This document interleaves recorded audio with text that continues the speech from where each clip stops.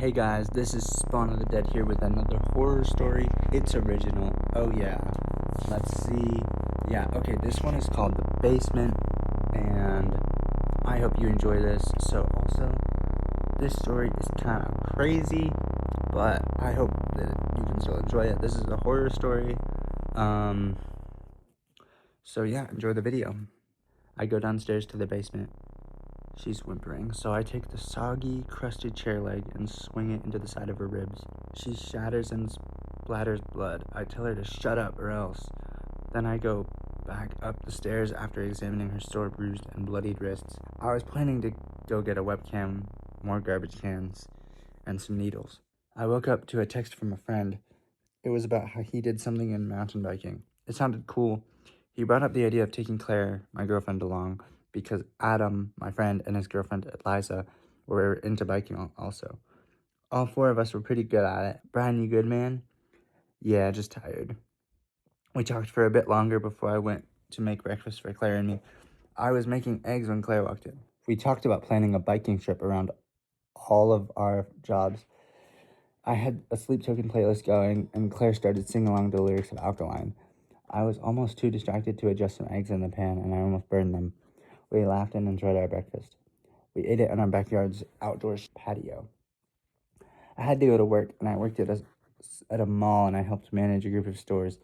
At this point, I didn't suspect anything of anybody in my life. One day at work, there was a guy who fell off the escalator. It was not pretty. I still had to work for 3 days, even when no one was there. The first day, I was sitting at a desk, helping make sure that no one broke in. I pulled out my phone to check whatever popped up on my feed, and when a small creaking noise caught my attention, I looked up and called to see if anyone was there. I knew that they wouldn't respond. I checked my desk and grabbed my phone. I stood up and walked out of the area I was in. There was a large circular lounge area to the left, and to the right there were escalators. They were partially in front of the store where I had my setup, so I looked up there, and from what I could see, there was nothing there. It really sounded like it came from halfway up the staircase. I walked up the staircase, and there was nothing there. I turned to walk back down when I heard a slight shuffle. I whipped my head around. My heart rate went up. There was nothing. I was a little unnerved, but I went back down to the desk. I was sleeping downstairs at some point when I woke up to the sound of people whispering. I shut up and started yelling at them to shut up. When I got lightheaded, I woke up again. Then I got lightheaded and passed out. When I woke up again, I was in a daze. I realized that I had passed out or something. I was in pain in multiple places still. I woke up still groggy and got up again. The one guy was in terrible condition. I sucker punched him across the face and he barely reacted. I held up his head and spat in his face. Then I went back upstairs to sleep. A little later in the week, I was almost home. I turned left and then straight for a while. Then I turned left and pulled into the driveway. I was 20 minutes early because I got bored with being in an empty mall, so I just drove home. I was happy to be home. I'm a pretty calm and quiet person, so settling into the house was mostly silent. I got up from the couch and started up the stairs to go to my room. I walked down the hallway to our door, and I opened it. I certainly didn't expect what I saw. He noticed me first and sort of gasped. It was a few more seconds before she looked up. She froze when she saw me. Then I closed the door on them, and I went back to the kitchen. As I got there and started getting something to eat, I thought about how I thought she was at work or something. I didn't expect her to be home. After 2 or 3 minutes, they came out into the kitchen. The way that the house was set up was interesting. But there was a couch close to the dining table, and also adjacent to the table, on a different side of the couch, there was a sort of island. Well, they sat on the couch, and their clothes were disheveled. I glanced at them in between bites of leftover steak. He started the awkward conversation first. Hey, what's up? Claire elbowed him in the side. Claire and I silently agreed that that was a poor choice of words. I turned towards them and took another bite of the reheated steak. I was mostly going to let them talk. I kept a straight face while they started up finally. Brian, you know this wasn't to hurt you, right? I nodded with my eyes closed. Then I took a sip of my Sprite. Well, what did you see? Say something. Claire was starting to look upset. After a moment, they got up and I watched Claire and Adam walk to the door. Then she just went to our room. I sat there for a moment. I felt nothing.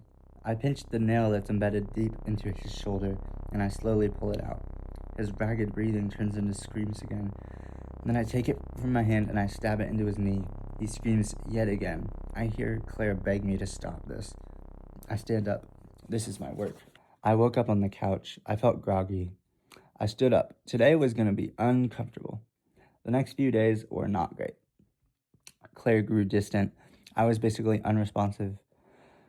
Then she started to grow cold and stern. I want you out. What? You heard me. You should go. We talked about how she still wanted to live here. So you betray me severely, and then you're pissed that I'm not kicking myself out? Yes, actually. Huh. So, what was your reason for ruining us? I was bored that day. Wow. I was shocked at that point.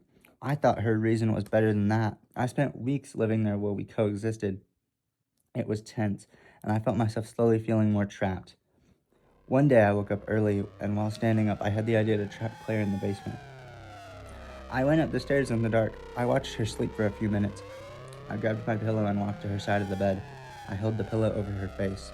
It took longer than I thought, but eventually she stopped scratching me. Once she passed out, I carried her to the basement and into the cellar room that wasn't finished. I tied her to a wooden post. I went upstairs to make a sort of mask. I didn't really have a plan, and I didn't know what would happen. But if she escaped, I didn't know the possibilities of that scenario, and I didn't really want to get caught. I went back to the cellar area, and I kicked her. I was trying to wake her up, but it didn't help very much. After a few moments, she started to wake up. I sat down across from her. She looked dazed and confused, but then she became afraid. She started screaming for help, but I knew that it would be useless. We were underground, in a house, and the neighbors weren't close. No one could hear her. I let her know that, and then she started crying. I sat with her for hours while she slowly accepted her new situation. I remembered that I should have her phone with me just in case. I went to get it. When I got back, she was gone, and the only place she could be hiding was down here since I locked it. I turned to the left, and I turned just in time to see her attack. I ducked, and then I tackled her. We hit the ground harder than either of us wanted. I hit her and knocked her out again. I tied her up tighter this time. I was just waiting for her to wake up again. I was startled, but went to go see what it was. As I made my way there, I wondered who it could be. I opened the door and it was Adam. I told him to come in. When we were going upstairs to look for Claire, I grabbed him and shoved him over the railing. I hoped he didn't die. And he didn't. He groaned after he landed. I covered his mouth till he passed out. And then I tied him up as well. I have them now. They both woke up eventually. In short, I eventually ended up with Adam's girlfriend too. Once they were all three tired out down there, I spent the rest of that day observing them. One day I decided to go downstairs and I brought a hammer. I went over to Adam's girlfriend, I held her hand, and I swung the hammer on the back of her hand. Adam screamed for me to stop while she screamed in pain. Then I went back upstairs. I knew I destroyed the bones in her hands. I knew exactly what I was doing. I starved them, I dehydrated them, and abused them all for days. Eventually, Adam's girlfriend died from what I think was a mix of starvation, abuse, blood loss, and exhaustion. I untied her, and for the next hour, that was Adam's least favorite part of this whole ordeal. What I did was a perfect punishment to witness for them. The next day, I brought down a dining room chair. I smashed it over Eliza's dead body until it fell apart. I took a chair leg and beat the cadaver with it until it was totally covered with soggy remnants. Then I went upstairs to let the situation settle down. Both of them were extremely worked up. I reveled in their woe. One day, I went downstairs with a hammer and a nail. I smashed it into Adam. Then I dropped the hammer on his foot, and then I beat him up for a while. And he was powerless to do anything about it. I pinched the nail that's embedded deep into his shoulder, and I slowly pull it out. His ragged breathing turns into screams again, and then I take it from my hand and I stab it into his knee. He screams yet again. I hear Claire beg me to just stop this. I stand up. This is my work. I was sleeping downstairs at some point when I woke up to the sound of people whispering. I shut up and started yelling at them to shut up. Then I got lightheaded. When I woke up again, I was in a daze. I realized that I had passed out or something. I was in pain and in multiple places. I woke up still groggy and got up again. Adam was in terrible condition. I sucker punched him across the face and he barely reacted. I held up his head and spat in his face, and then I went back upstairs to sleep. A few days later, Claire looked so sad. For once, I looked around and the room was devastated. The floor was covered in gross stuff. It smelled so bad that I had a headache. Adam and Claire were dirty, bloodied, and looked hollow and scared. I decided to beat Claire up. I yelled the whole time.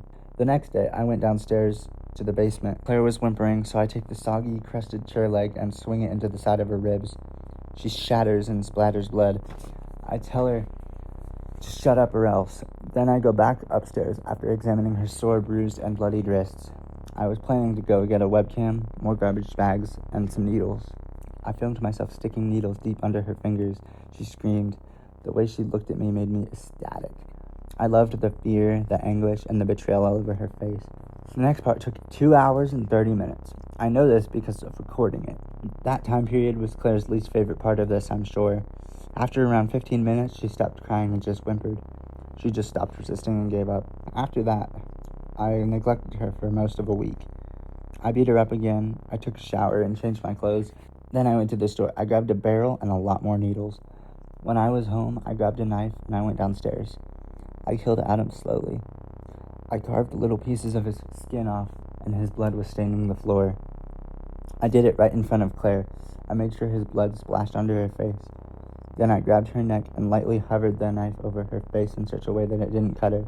She started crying and I smiled. I kissed her and then went to grab the camera. I filmed myself tying her up in a sort of ball and putting her in 3 garbage bags. I got some water from the sink in the bathroom. I poured it into her containment, and I cut out the main organs of the 2 people and put them in their bag with her. And I put the rest of the bodies in the barrel, and I put Claire in there too. And then I closed the lid and watched her very slowly suffocate to death. I drove to the lake after draining the liquid from the barrel, and then I dumped the barrel in the lake when there was no one there. I don't want to deal with the cops, so I'm just gonna go climb on top of my house. I'm starting to regret all of this. It's been 2 days. What have I done? It's 5 in the morning. I love the early morning. I wish I could take it back. Alright guys, that was my story, The Basement. I hope you enjoyed it. Basically what I was trying to do is I was trying to do like little flash forwards where like I took parts of the story and put them in earlier so that like, wow, maybe a little bit of shock value. I hope you enjoyed it.